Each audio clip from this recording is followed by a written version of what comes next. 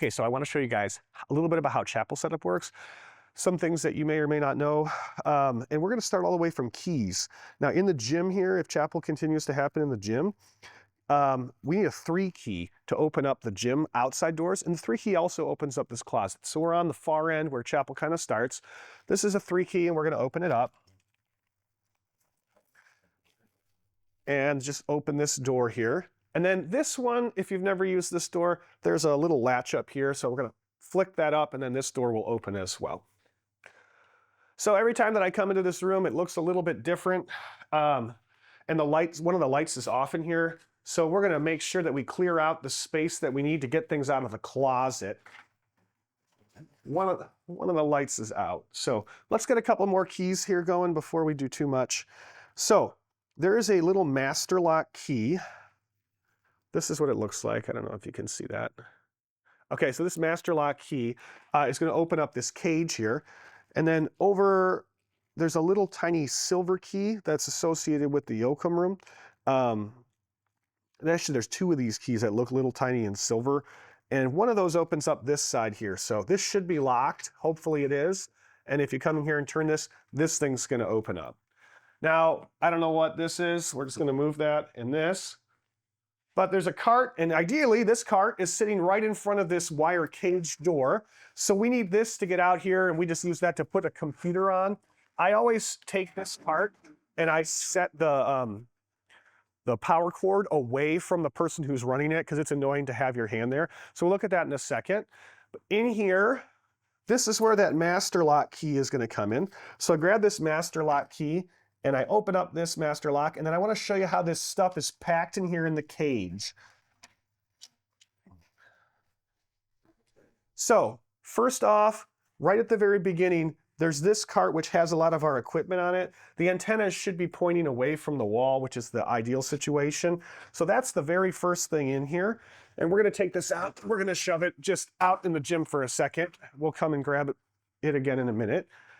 Inside here, there are a number of mic stands and mic cords. The piano stand we typically have been putting up against the wall here, the keyboard stand, but there's this other huge cart, so we're going to get that one first.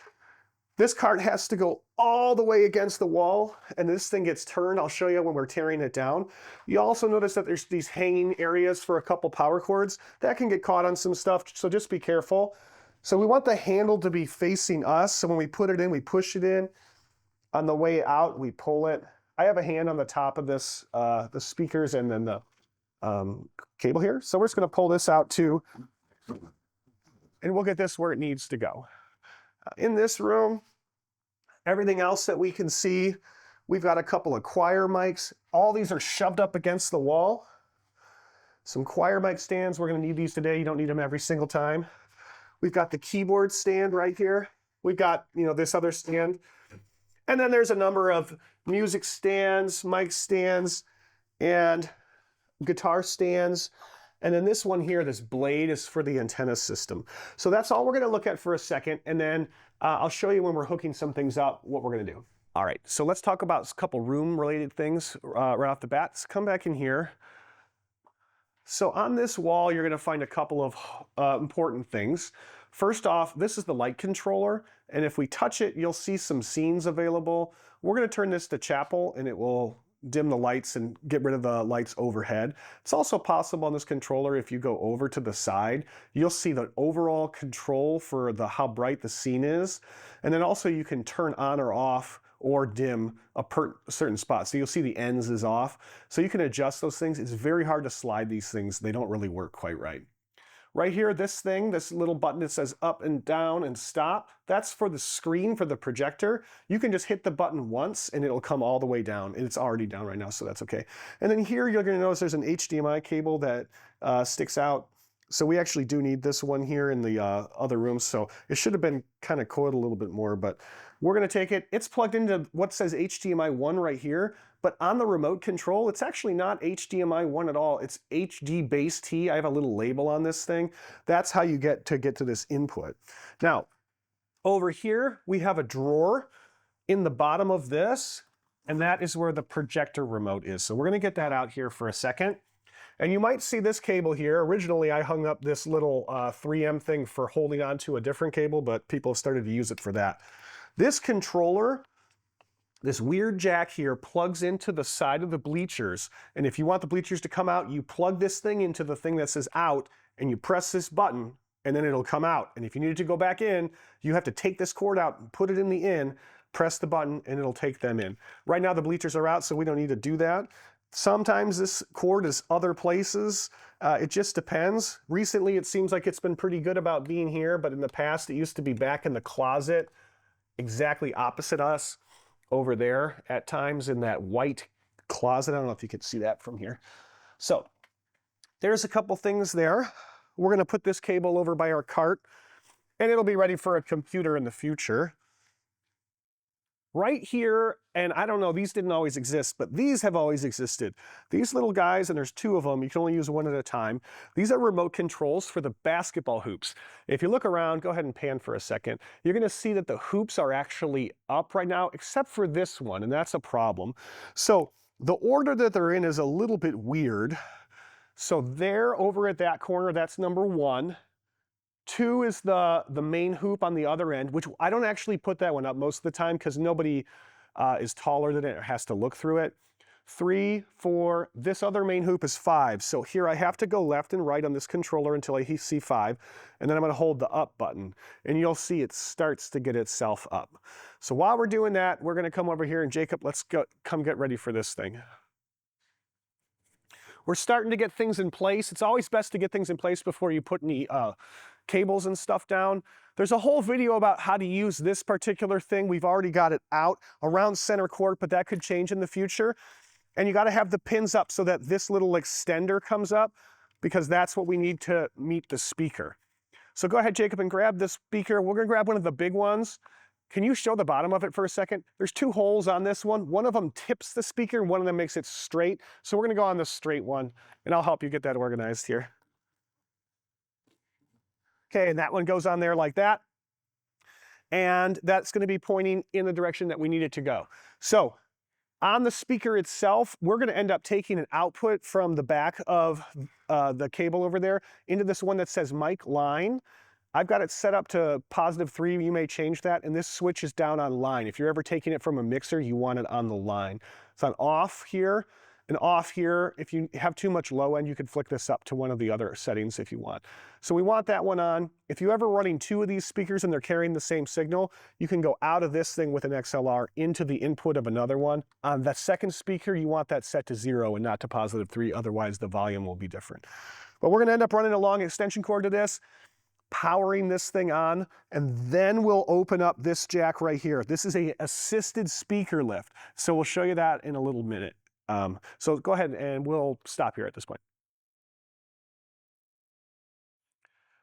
Okay, so I'm going to show you guys where some of the other things are located for chapel. Let's go for a walk. We're leaving the door here right by the gym,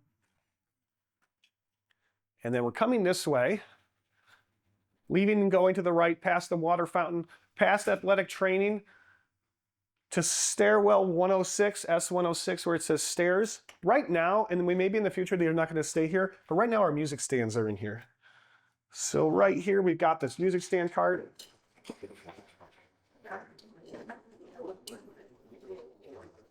There are no pivoting wheels on this. You just kind of use the handle to make it go where you want it to go.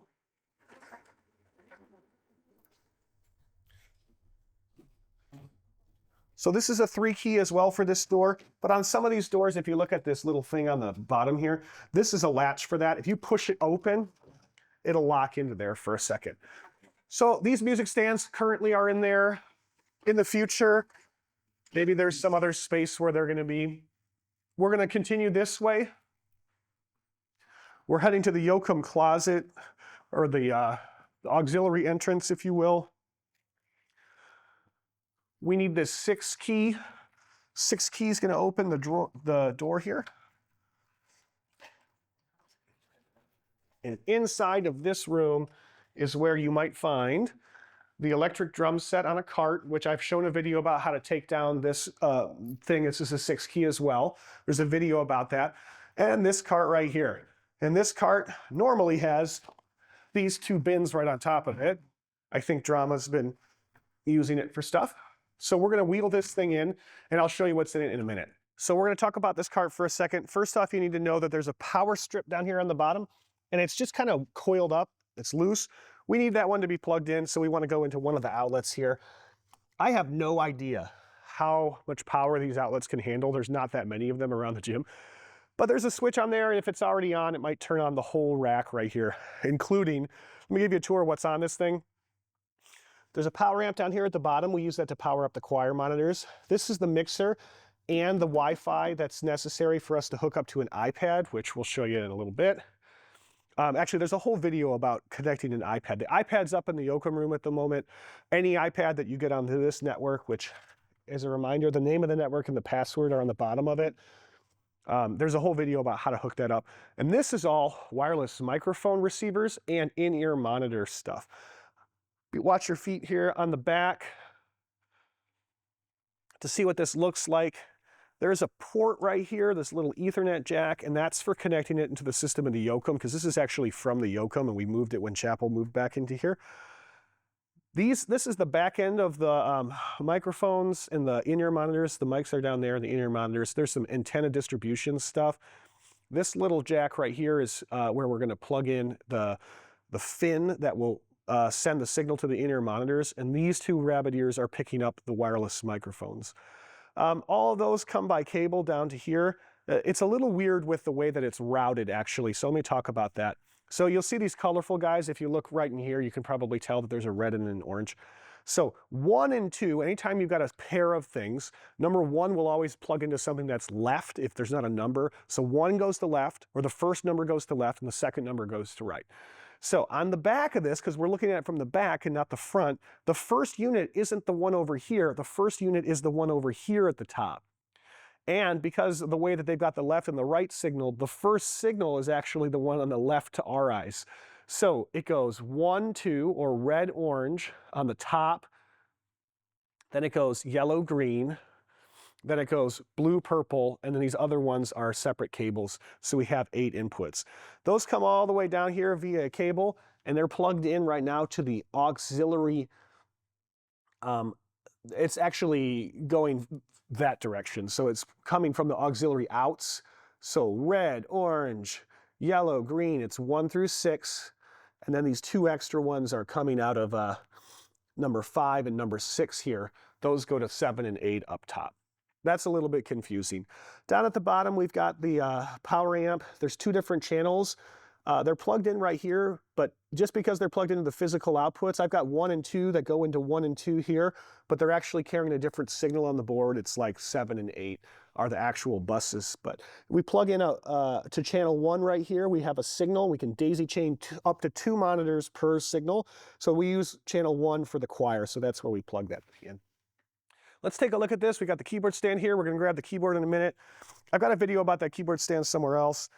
Mic stands, anytime that you're adjusting any stand like this, you want to make sure that you're releasing the knob and not just yanking on it, because it will ruin the clutch and it won't hold at some point. So get the bottom tripod all the way down and spread the legs out. Same thing here. There's a little screw here. We're going to unscrew it so we can tip it up as we want. It should be tight. If it's not, you can tighten it on there. There's a circular clutch here, so we spin that one. That lets us go up or down. And then there's some other spots on here for going in or out with this or adjusting where it's at. So this is going to be for the singer at the keyboard, and there's another one over here for the speaker of the main house assembly. And then we got some other things that are up.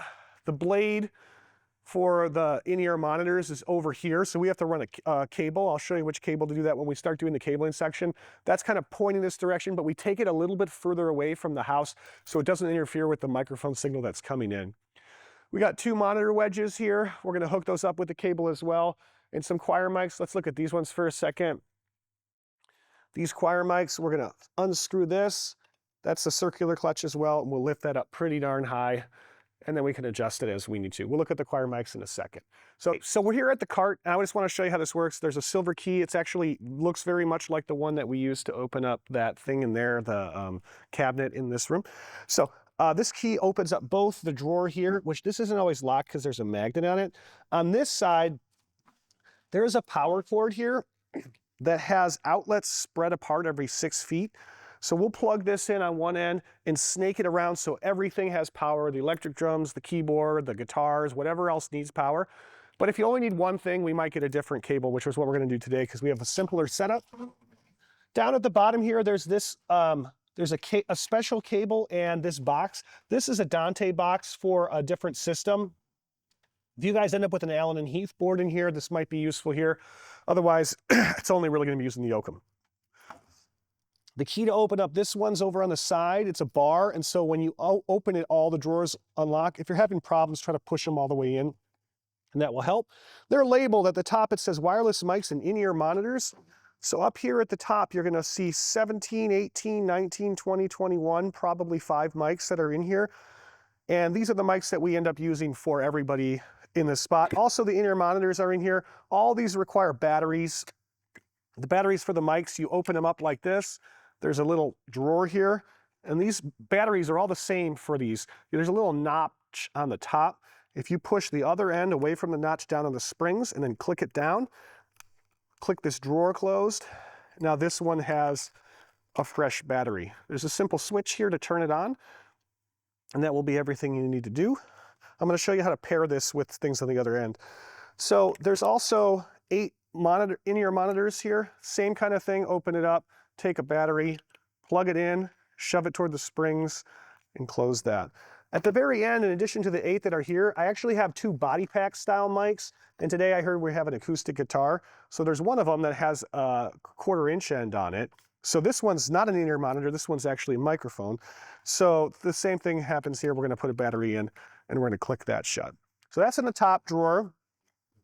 On the second drawer, we got wired mics, wired in-ear monitors, which is what these are, where you can take a cable right from your mixer in and then headphones go in. These require batteries. If you push the button here, it's not really a great system, but this thing will slide out and you can put a couple AAA batteries in, and then it's just a matter of turning the volume on with a pair of headphones and you can hear whatever signal's coming out the XLR. There's also a couple direct boxes in here. These ones are for the piano or keyboard or a guitar if you wanted. And there's a special one for the bass that has a note about how to get phantom power on there. You should see that light glowing blue, and if you don't, there's a problem either on the board or on the pedal. There's also a stereo direct box. On these direct boxes, if you've never used a direct box before, there's a couple of things that are important. There's a pad switch. That pad will lift any ground noise that you have. If you're getting electrical hum, you can try pushing that one. You're going to plug the input from the instrument into where it says input, and then it'll come out the XLR end at a different impedance value, so it can work with a system that uses XLRs. There's a button here that says pad -15, and if the input signal's too hot and you need it to change, if you push this button, it's going to make it quieter. But beware, if this button gets toggled, pushed on or off, you're going to think, oh, you know, I plugged the keyboard in and it's way quieter than it normally is. It's probably a switch like that. I wouldn't use it unless you have to. So we're going to need one of these for the keyboard here, so I'm going to set one right down there. We'll keep going with the drawers here. Choir mics and accessories is the third one. The choir mics are in here. They look like this. They're little tiny guys, and we're going to show you how to hook those up in a second. There's a couple of extra special clips that hold on to the mics where you can put the mic in here and have it be on a regular stand. But we use these special booms, so we're going to use that here in a second. There's normally 3 of these. Right now, 2 of them are over in the Yoakum room for a show. Down at the bottom of this drawer, there's some headphones, there's some accessories, there's a drum key, there's some drumsticks, some batteries, a couple of mic clips if you needed to change out a mic clip here and there, and whatever else didn't fit in the other drawer. Let's do the choir mics real quick so you understand how this works. So the microphone is this little capsule here, and we've got 2 of these booms that are short like this. There's a little notch in here, and if you find the notch, you can align it with where this is and click it on. Now the mic is here and ready to be placed wherever you want. On the other end of this boom, there is like a little mini XLR, which is what this cable is, and the cables in that drawer are for. So we're going to take the mini XLR and we're going to plug it in here and click it. Now if you follow this cable and we get this thing nice and set, you're eventually going to see that the other end of it is a regular XLR. And regular XLRs, daisy chain, you can put another XLR in and you can get this into the system. So that's how you do those ones. These are the choir monitors. We haven't hooked those up. I'll show you some more stuff after we get cabling done. So we're gonna get the keyboard out real quick. This is the Nord keyboard, and it is in a case, a Wheeling Gator case. It could be anywhere. We've got a handle on it and wheels on the other end so you can move it around the system. We're gonna open up the little pocket first just to get out the accessories. We could do this afterwards. There's a stand here. There is, in one of the pockets, there should be a pedal.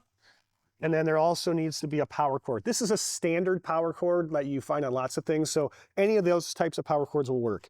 I don't know when that 1/4-inch cable ended up in there, but that's not actually important. And then when you open this thing up, unzip it all the way so it opens nice and hinge-like. There's a little protective thing on here.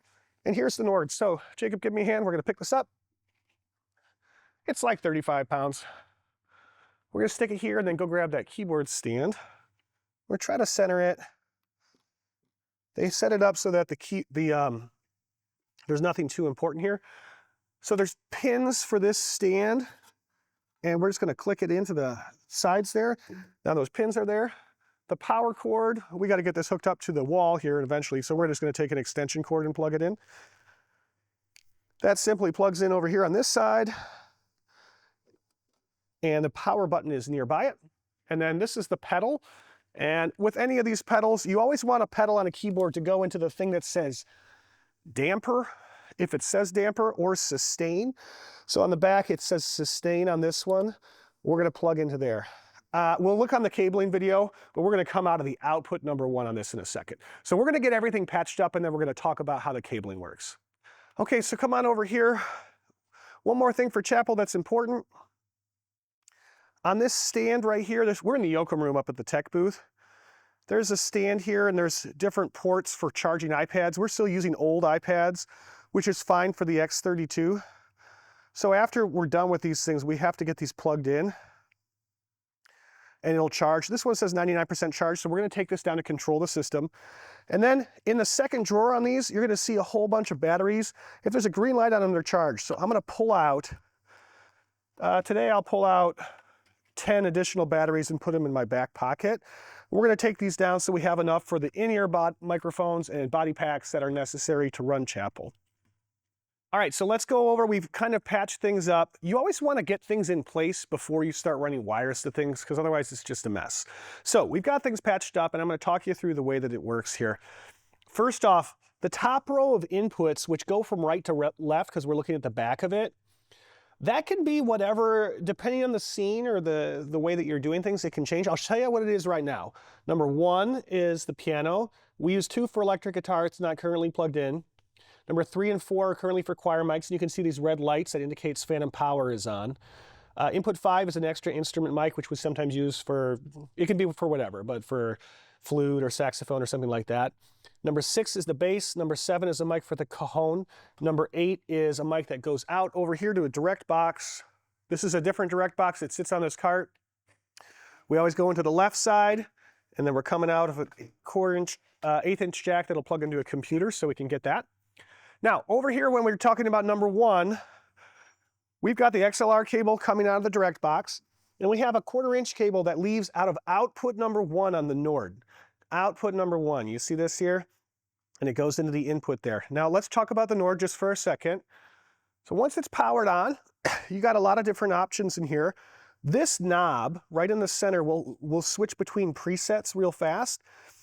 The Chapel presets are in the G bank. If you want to go by groups of 8, if you hit the left and right buttons here, you'll go by groups of 8, and you could go over to G. If you hold the shift button and go, you're changing the letters. So I can go shift to letter G, and then it says mark 1. I'm going to hit one more bank over to where it says Jess 1, who's playing keyboard today. Now there's one other note on here. At the moment I have this thing running in mono. There's a way to set that up. You can read it in the manual if you ever need it to be stereo. All right, so after that, we got the bass plugged in, and you'll see that there's a blue light on it. If I were to click this thing, the blue light would go off. We need that blue light on. So you want to see the blue light on. Phantom power is coming out of the board into this thing. If not, you need to turn it on the board system. Now I want to show you a couple things about microphones. First off, this mic, When you want to use a mic like this, you can click it in. You don't want to slide it in on this kind. It's just annoying. Just put it right up against the edge and click it in, and that'll work. But I want to show you how you can pair this real fast over here. So we're coming to the back side. And over here on the back side, on the microphones and on the transmitters, look at this mic. You see this little red area here? I don't know how well you can tell. This is an infrared receiver. This is mic number 18. And if I turn the switch on, we can see blah, blah, blah. There's a light. We got things going on. It's going to calculate the battery percentage and tell me on the back of the screen. That's all fantastic. But if I wanted to take this mic and move it to, say, number 24, it's super easy to do. On the right side of these, there's a button that says sync, and there's another little red area. It's too hard to see, but that's going to send IR. If I point this red area at that red area and hit sync, it's going to send a signal to this microphone, and now this microphone is coming to 24 instead of to 18. You can use this to get mics to and from the Yoakum room and get extra mics in here if necessary. There's only 8 in this little box though, so that's all the wireless signals we can get. Because this is 18 and it says 18, I'm going to make it 18 again. So I'm going to hit the sync button, hold the mic this way. The mic has to be on for this to work, and now you can see audio is coming back through 18 again. Let's continue with some setup stuff. There's the Cajon mic. It's sitting right into the edge right there. Over here, we've got XLR cables that run into these choir mic cables that run into the choir mics. That's all set. We got a couple mics for soloists. I already showed a video about how to hook up these monitors, but let's just do it real fast again. The gray part of this cable pulls out, and then you twist, and that will allow it to, and when you put it in, you click it. It's a locking connector. You can daisy chain a second one into the other one. Only 2 can be connected on any one channel.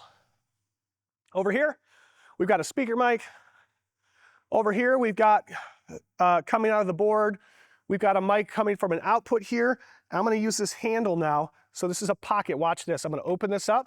This is assisted. I'm going to grab the collar, and I'm going to lift this. It's going to go up almost automatically. As you can see, we're gonna let this go all the way up. I wanna turn it on first, so I didn't do that. It's on, and I'm gonna get this all the way up. And once it's up, I'm gonna lock this back down again. So that's all set. Now we're gonna come over to the board again. I'm gonna show you a couple extra things on the outputs. Outputs 7 and 8 are left and right. So this one runs all the way out. It doesn't matter which one, honestly, but this one runs all the way out to that speaker. And the other one runs into the house, which we'll do in just a second. The bottom row of inputs from 9 through 16 is for the drum set. And it goes color coordinated, just like this red, orange, green. It'll go like that all the way over to 16, and you can use the electric drum set and have power with it. This is the other end of that choir mic. Now, come over here. In order to turn on the mains, we have to come into this system. There's a power switch right here. That's going to turn on all the stuff down here. It may turn on the 2 power amps or it may not. The buttons here are independent, but if they were already on, then it might have turned them on. So this is on. Once that's on, you can turn these on easily. Just to give you an understanding, on this top one, this is a 4000 series. One of them controls one side of the bleachers, the other controls the other side of the bleachers. The 1000, this one, this left one is the only one that does anything. It controls the center speakers, and the other one doesn't actually do anything. We plug the chapel cable into the one that says chapel, which is mic 2. So this is mic 2 right here, and you can have volume control in that. There should be a little button that says LR that's pushed with the white. That's important. If it's not pushed, you're not going to hear any sound. And you have a gain control, a pad control. You don't want 48 volts on. The pad is on at the moment. You could adjust the gain if you needed to. But it's an interaction between those, and then also these blue ones will feed into this. And however, wherever these knobs are is how much volume you're really getting. That right now is set at like, what is that, 2 o'clock or so? There is a mute button on here. So if I push this white button, it'll turn red. That would mute the signal. So if you're ever having problems, that could be one of the issues. The other button that's down here, it also turned red, is sending the signal over to this little metering thing. This is old. I'll have a whole other video about this whole system in a second. Okay, so let's turn on the projector real fast. I don't have a computer plugged in yet, but we're gonna go grab it in a minute, but I'm not gonna take a video of how you plug a computer in. The on button on this is what you need to turn it on. If you ever want to turn it off, you have to use the other button and you press it twice. But this projector is a pain in the butt. We're going to come over here. We're going to stand somewhere near, I don't know, the key here, and I'm going to hit this button until I hear a beep or until I see the word Epson appear on the screen. And it is a huge pain in the butt to turn this thing on. But eventually, if you're up there pointing at it, you'll get it to take. So, and let's pretend that it's on because I'll get it on here in a second. So that's everything that we need to know for now.